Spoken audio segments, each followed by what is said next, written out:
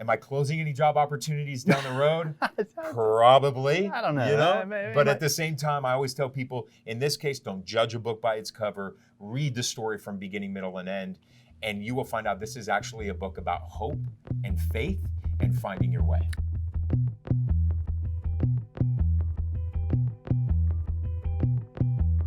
The impetus for these problems started early.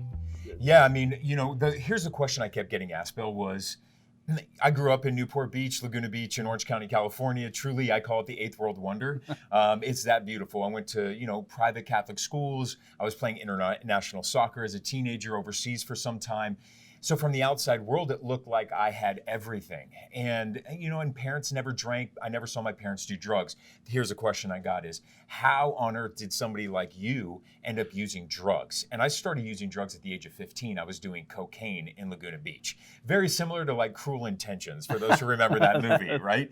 And so, but here's the thing, people ask, how did you get involved in that? And it really wasn't until I came to Arizona and did some intense therapy about 5 years into my recovery, and I'm going on nearly a decade, and I realized and found out that it was the trauma that I experienced as a young child, being repeatedly sexually abused by my piano teacher every Friday during piano lessons. Every time I would make a mistake, he would assault me.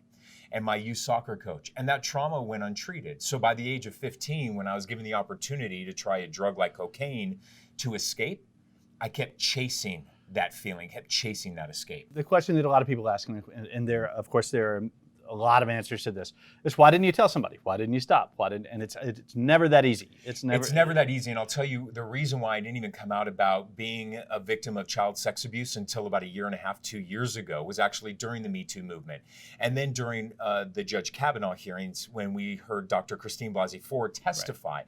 And all these viewers were writing, why are they waiting 30 years? Why are they waiting 30 years just to say something? My response is very simple. As now a victim of child sex assault, I carried that burden of shame and guilt. And I felt dirty as a victim that had happened to me. And I didn't want to share that with the public. A common feeling among those who are abused. Feeling. Right? And so what I told people is, it took me 30 years after that original assault to confront my parents about what happened to me. And I ask people, does that make my story untrue? You talk about, I guess you never know where the inspiration will come from.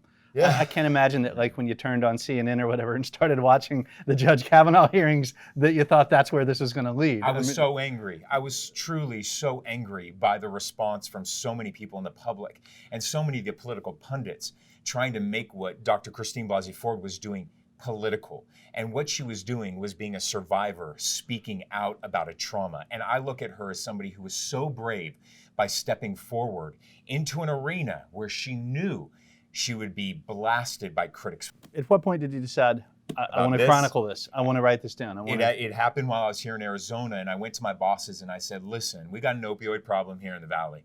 As somebody who's in recovery, I had access to a needle exchange program that was operating illegally. And they trusted me, being a reporter who was in recovery, that I wouldn't put them on blast, and I wouldn't, hurt their organization and what they were doing.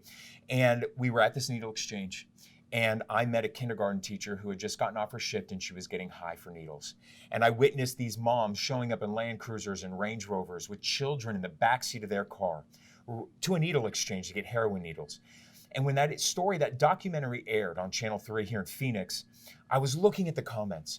People were calling these people trash, scum, homeless. And that broke me. And I broke down crying in my house after that story aired. I called my sponsor and said, I got to do something. I'm going to put a face to this disease, because these people at home need to know that is just a stigma and a stereotype of a drug addict, that they need to know the guy they tune into for the nightly news used to be that junkie.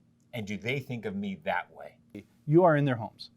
Every night. They see you every night, and they, you hear, like George Clooney sometimes talks about that, like the difference in it being a TV star and a movie star is, a movie star, they feel like you're somehow removed from it. Almost untouchable. A TV star, they come up to you and pat you on the back and say, hey, George. I'm at the grocery store, right? And people are like, hey, what's up, buddy? Because you're right, they are inviting us into their home every night. And I'll say this, here's one of the issues that I have with so many other talent in the news industry is that we're under so much pressure to portray this image of perfection.